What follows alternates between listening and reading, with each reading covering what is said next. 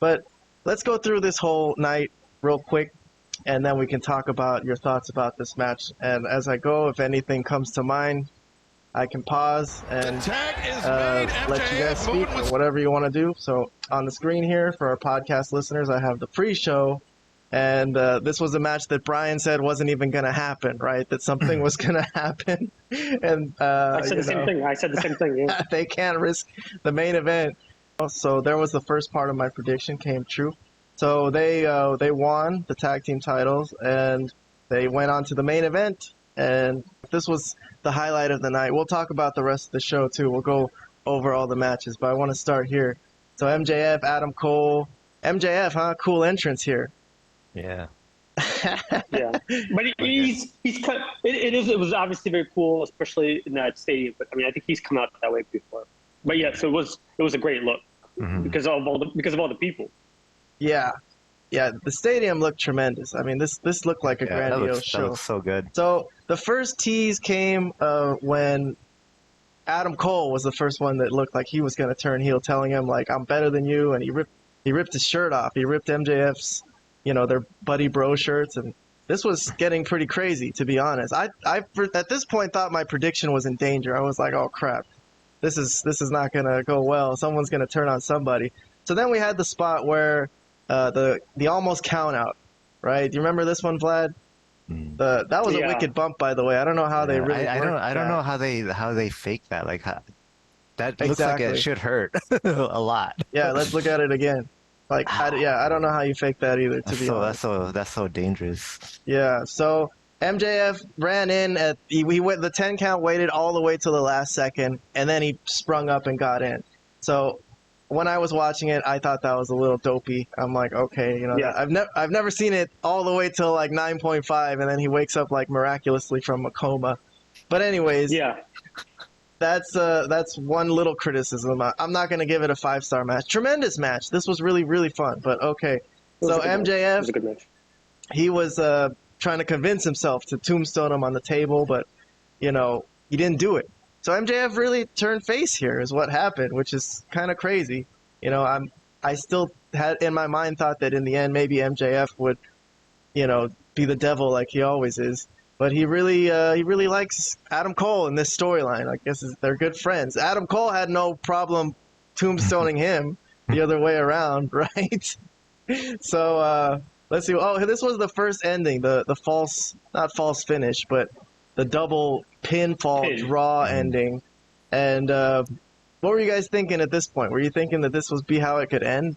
Any of you thought that? No. I knew one way or another that this match was going to restart. There's no way they're doing this at Wembley.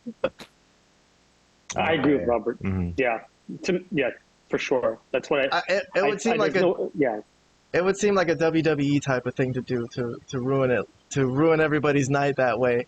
But yeah, so there was a nice little callback here to the 5 more minutes, so that was tight, right? That was cool. What happened next? Oh, the first ref bump. Okay, so what came of this? Oh, this little silly little spot. What did you think of this, Vlad? The super Eddie Guerrero spot, but the ref is just kind of... not the biggest fan of this spot. There was a couple spots I wasn't a big fan of, but overall, obviously, I did enjoy the match. But this more comedic thing, I don't know if this is the timing or the right place for such a supposedly an important match in front of 80,000 people. But yeah.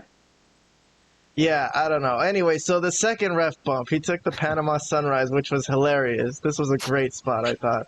Love that spot.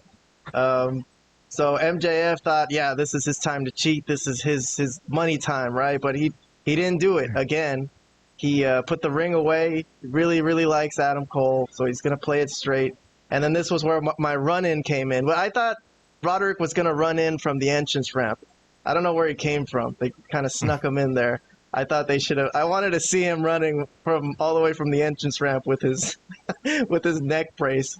Anyways, nails him with the low blow. Adam Cole in the end gets the boom in, gets the pinfall, but the ref's out. So that doesn't mean anything for Adam Cole because there was interference. Okay, so Roderick tells him to do it again, right? Hands him the belt, and then he doesn't do it. He throws the belt away.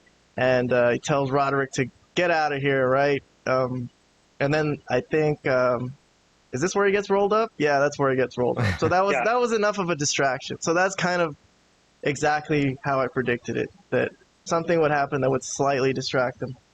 But the story wasn't over. So this was where like a lot of good drama started right after the match. So MJF is trying to be a good friend, tell him, hey, we still got the tag team titles. Throws it away, right? And this was where all the amazing drama came in. What did you think of the acting in this part, Robert? Not bad. I was loving this. I was loving the majority of this match actually. The spot where they kept throwing the chair back to each other. I think it was a good idea, but they kind of overdid it. They kept throwing it at each other too many times. If they only kept it a few times, threw it at each other a few times, that would have been not so bad. But for the most part, everything that I see here, the storylines that are taking place, the callbacks to the angle leading up to this have been amazing. Even this part, like this is another callback right here. I remember this is calling back to a scene in a previous episode of Dynamite that we actually made fun of. But that was a good callback right there too. So I enjoyed it overall. I wouldn't give it 5 stars, but I really liked it a lot. Hey Vlad, how about the acting, the MJF acting with when he told Adam Cole, "You're a fake friend." Didn't say it like that. Called him a fake piece of crap. You never cared. Yeah. You never cared Never about me. cared, man. In front Sure. of such a gigantic audience, like what a performance, huh? Yeah, I mean, I may have some criticisms of the match or the whole thing of the angle, but this was entertaining. This was the reason to watch the show, and the crowd who had already witnessed so much wrestling prior to this really came alive for this main event. They were invested, and it was entertaining. I mean, it was entertaining. There's not much you could take off. This was an important angle. This has actually garnered ratings for the company.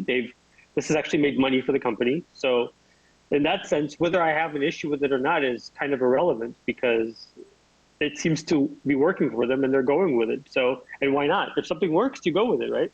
Yeah, I So- guess that was gonna be my next question. Do you have a problem with Yeah. the booking? I mean, you're right. It's over, so you can't really Yeah. say you have a problem with the booking, whether you do or not. So, I think looking back, I think they made the right call here because the team of MJF and Adam Cole is really really hot right now. So it would be the right thing to keep it going. So I think they made the right call. I also think you it's shouldn't break them up yet. Go ahead. I also think it's not quite necessarily over. Like one of them might not turn on the other still at some point, especially Adam Cole. Yeah, I think of he course. could really say like, I really want that title, and it could be just the fact that he wants that title so bad that he's going to turn on his friend at some point. I'm saying it could happen, but yeah, for course. right now they're going to ride it out. All the little kids, the little Jimmies. The new age little Jimmies, they love And Adam Cole and MJF, baby. They gotta sell that better than you baby merchandise, They gotta Yeah. keep it going. they did not want to let that go yet. So, Mhm. oh, there's the I dog. just want to say real quick, though. Oh, the dog is coming alive. Hey, but just No, real quick, no, I just want to say. Oh, there she is. Yeah, she's Oh, making an Elora. Hey, Laura. She's making hi. a move. Hey, She's like, I'm awake. What did you think of All In? Hey, Laura Whoa. watched All Whoa. In like Whoa, 12 whoa. times. I watched it like 2 times, 3 times actually. I just left it on, but Elora had it on all night, like on repeat, and I fell asleep. Oh. So- Oh. Poor dog. She's traumatized. No, I was just gonna say the key to this angle. I mean, look, I'm a big Adam Cole fan, but the key to this whole thing is MJF. He is such a entertaining bastard Mhm. that he can just do anything. He can be involved in any angle, and it's entertaining.